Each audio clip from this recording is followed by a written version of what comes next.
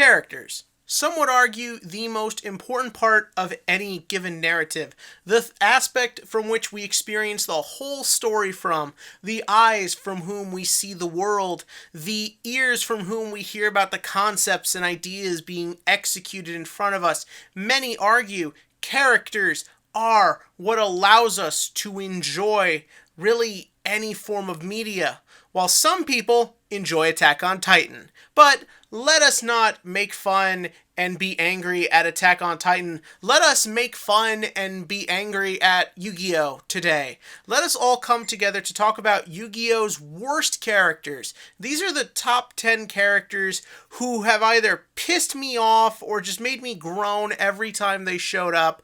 Rather, it was because they were poorly written, poorly executed, or just unpleasant or just irritating to listen to. Now, obviously, this list is all just my opinion, and I'm sure there will be some characters on here who you love, and that's totally fine. One character in particular I know is a hero to many, and who some would say had a very Neo aspect to the show. Okay, that's your only hit. If you can't figure it out from there, I'm sorry. So yeah, without further ado, let's get started. Number 10, Yuya Sakaki. So if you've been watching me for a while, you'd probably expect Yuya to be a lot higher on the list than he actually is. And for good reason. Yuya is annoying, he's whiny, he's obnoxious, and ultimately, he's not the star of his own story. He's just one aspect of it going on in this much bigger narrative. And the big problem is that I would much rather watch every aspect of that narrative but him. Now, however, over the past couple years, and maybe it's just because of the guy we just came off of, I've kind of come to appreciate what they were trying to do with Yuya. Yeah, sort of this interesting, there is something interesting about the idea of a kid who isn't the star of his own story, that he's just a small speck in the bigger universe around him. I think there is a lot of interesting and really dramatic ideas related to that story that I think Arc 5 for a while did very well. Unfortunately, though, it really doesn't save him that much, especially considering how the show ends off, and he has definitely gone down of one of the less liked protagonists, unless you Google him, in which case you see what happens when Yugioh gives us a somewhat feminine-looking 14-year-old boy. Yeah. Number 9, Yusaku Fujiki. This one is 100% the writer's fault. Everything about Yusaku conceptually should work. The concept of a protagonist who's angry, who's hateful, who's out for revenge. There's concepts of how someone who's been destroyed and is a survivor of a tragedy deals with the world around him and tries to make it through, and how he interacts with other people who are of similar mindsets and natures. And it is all thrown out the window for a cookie-cutter, shonen-y, male power fantasy badass who is not interesting, he is not likable, he is not memorable, and it just does not work. I don't blame the actor, I don't necessarily blame the animators, it is all 100% down to a lousy execution and a lousy script. Also, that neck, that is not okay. So when the original Yu-Gi-Oh! Was ending, many of us were wondering what direction the franchise would go in next. And when Yu-Gi-Oh! GX was announced, many of us were wondering, would this series live up to the original? Well, when we first started seeing images and articles in Beckett Anime Collector, for anyone who remembers that, my fellow dinosaurs, we got our first glimpse of the series. And if you wanted to instill confidence that your show was going to be good, this is not what you show! Chumley was the original thing that told me there was a fucking problem, and he did not at any point ever fix that or feel any better. There is so much fucking wrong with this character. He'd be a lot higher on the list if he just wasn't so forgettable, and if the story wasn't smart enough to ditch his fucking ass early on. Oh god, look at him! The design, it doesn't fit with anything else on screen. I don't think the franchise has ever done after that. And a lousy design can be forgiven if the character is still good. He ain't. He's mostly obnoxious and he's unpleasant and all he does is whine. And the whole time you're sitting there thinking, well, Joey was intentionally obnoxious. Kaiba got annoying at points, so maybe he'll have his big redeeming moment. He doesn't. He duels twice, where he uses koalas, because I couldn't have figured that out from looking at him. And he loses both duels and just kind of gets away with it because heart.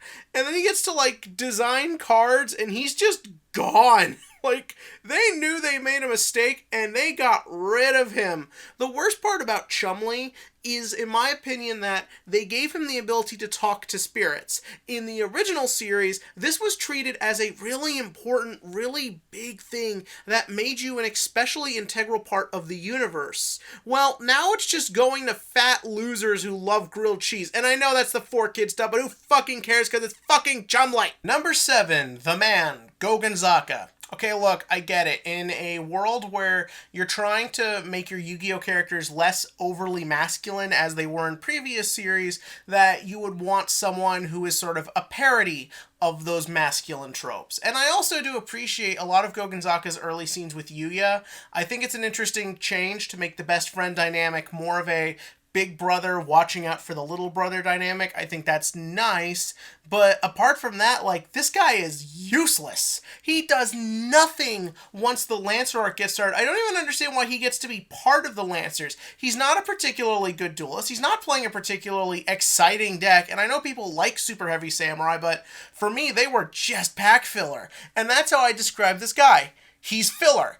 And he's not like a lot of other Yu-Gi-Oh characters who seem useless at first, like your Teas, your Cyruses, your Leos, or your Koteris, where they kind of existed to sort of ground the main character and have some sort of real-world, not magic person perspective in there. This guy does none of that. He's just along for the ride. He occasionally duels, but he's mostly useless. And being useless is arguably worse than being bad. Number 6, Soulburner.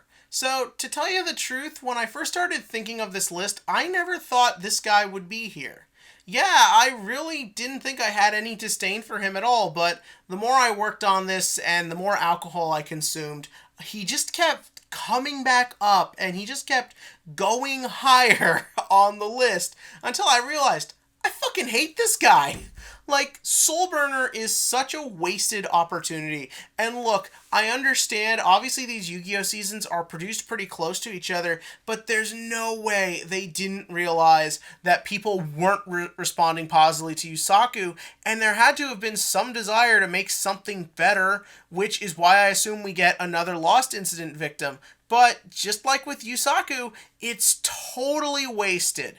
We get some interesting flashbacks and some interesting interactions with, like, Revolver, but for the most part, Soulburner is just there to be another male power fantasy, and he's just there to be a sidekick. He has no good dialogue with Yusaku, or really anyone of the main cast besides Revolver, and after a certain point, he's just like Gogonzaka. He's there for the ride. The reason I hate this guy more is because A, he's blander, but also B, like, after a certain point, they should have known better. They should have known that what we wanted, and they should have given that, not just doubling down on what we couldn't stand. So after GX failed to instill confidence in us with its character introductions, how did the rest of the plot do? Well, one interesting thing GX tried to do was it tried to seed several interesting darker storylines throughout the beginning, and one of the most interesting ones was the abandoned dorm, which was a dorm where a ton of students went missing several years before the plot began. Why the school stayed open after kids went missing is beyond me, but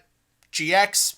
So yeah. So, when one of these students, Alexis's brother, Atticus, actually came back, a lot of us were like, oh shit, it is time to get real. Atticus is number 5. Holy fucking Jesus. Like, oh my god. This was where I really started getting pissed off. This was where I really felt like I had to tap out of Yu-Gi-Oh for a couple of years. Atticus is such a fucking waste of time from the minute he pops up. And it sucks, because his introduction duel when darkness is possessing him is probably to this day one of my favorite duels they've ever just done in the show. It's such a crazy, insane duel. You can't help but love it. But then just after that, we get nothing from this guy, because like he's got no memories and he has like no lines for like a dozen episodes, and then Alexis gets his memories back, but he still doesn't do anything. Like, he spends the rest of the show as GX's favorite thing, bad comedy relief. He is constantly just spewing out one-liners and being annoying and flirting with his sister. Yeah, that was taken out of the 4Kids dub, but Jesus, this might have inspired Orimo, for all we know, people.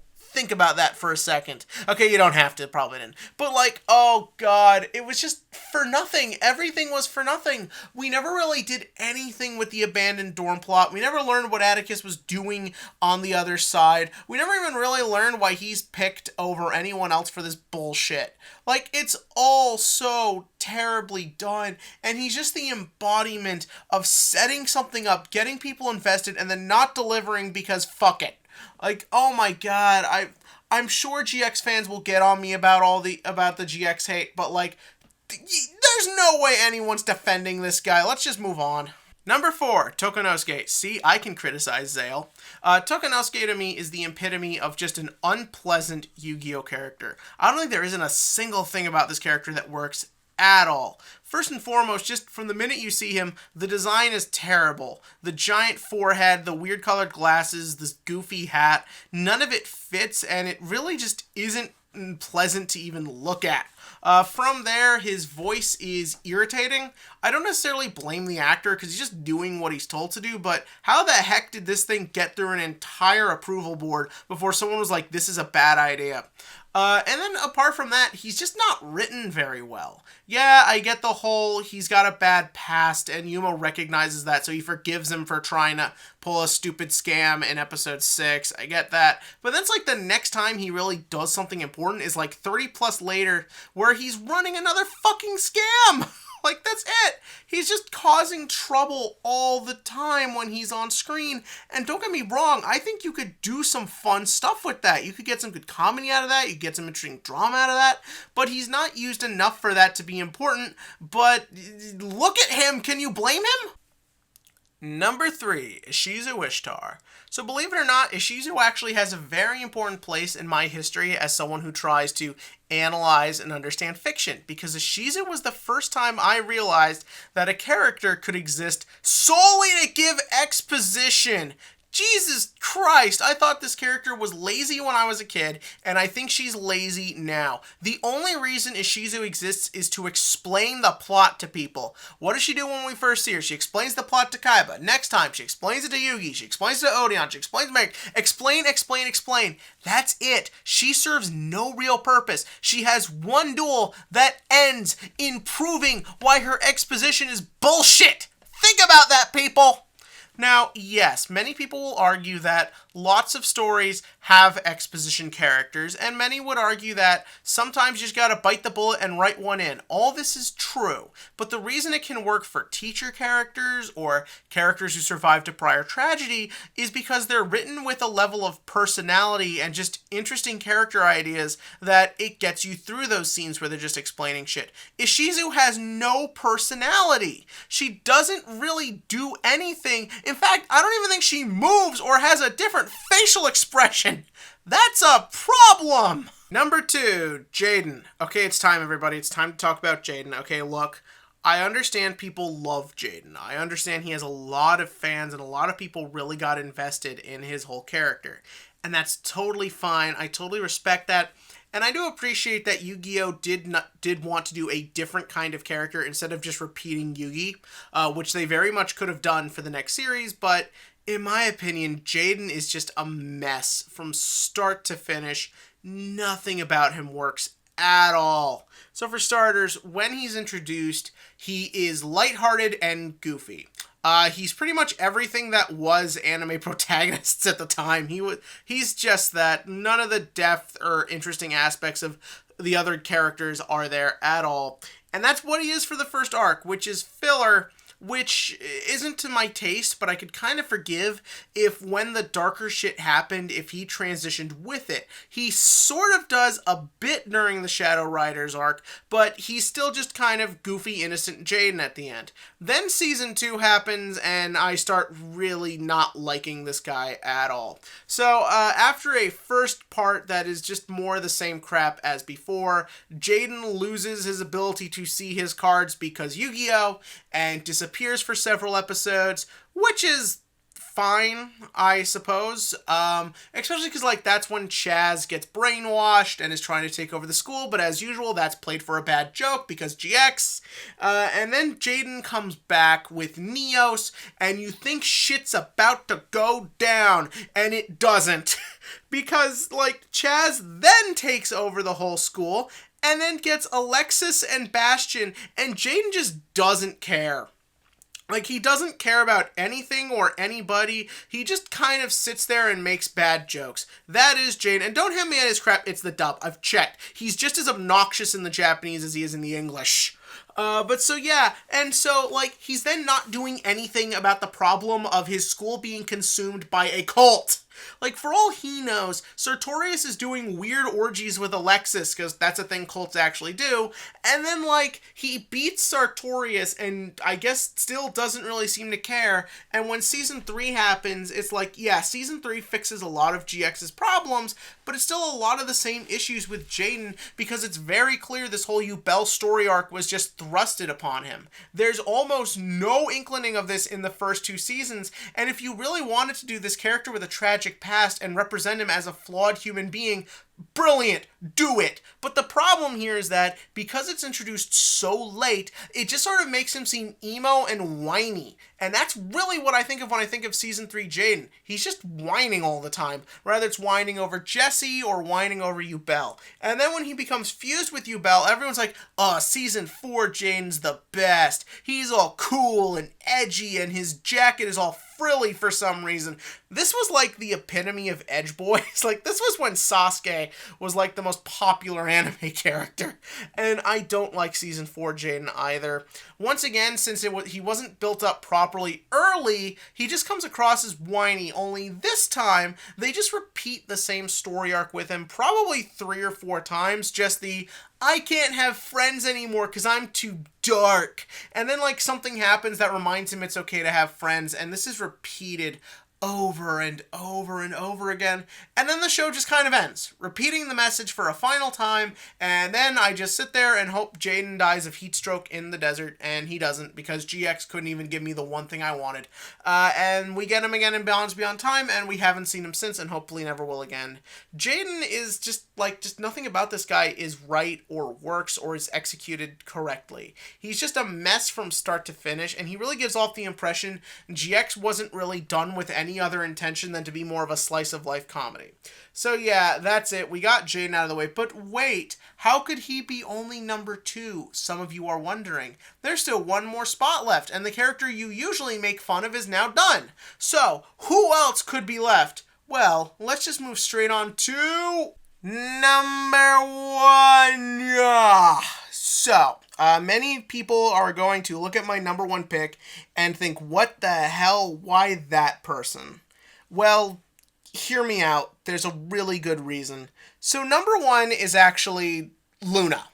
Yes, Luna from 5Ds is the worst character in the whole Yu-Gi-Oh franchise. And yes, everyone else on this list was more annoying. Everyone else was harder to sit through. But the reason Luna is number 1 is because she isn't a character.